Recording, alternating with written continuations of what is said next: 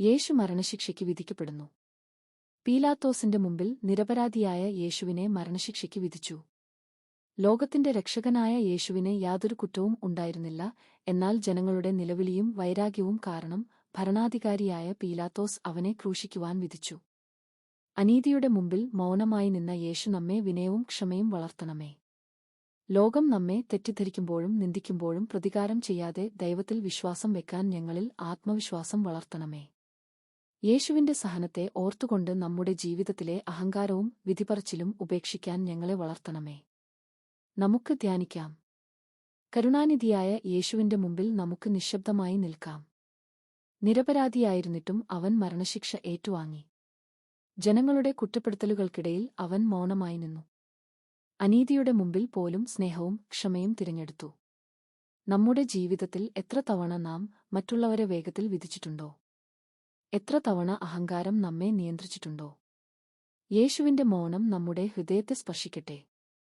യേശു കർത്താവേ, നീ നിരപരാധി, എന്നാലും ശിക്ഷേറ്റുവാങ്ങി എന്റെ പാപഭാരത്തിനായി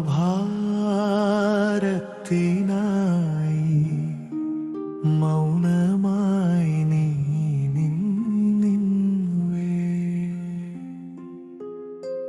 ജനങ്ങളുടെ നിലവിളിയിൽ സത്യം മറഞ്ഞപ്പോൾ നിധിയുടെ സിംഹാസനം കുലുങ്ങിയപ്പോൾ പീലാത്തോസിന്റെ മുമ്പിൽ നീ മൗനമായി സ്നേഹത്തിന്റെ വഴിയിൽ നടന്നു കർത്താവേ.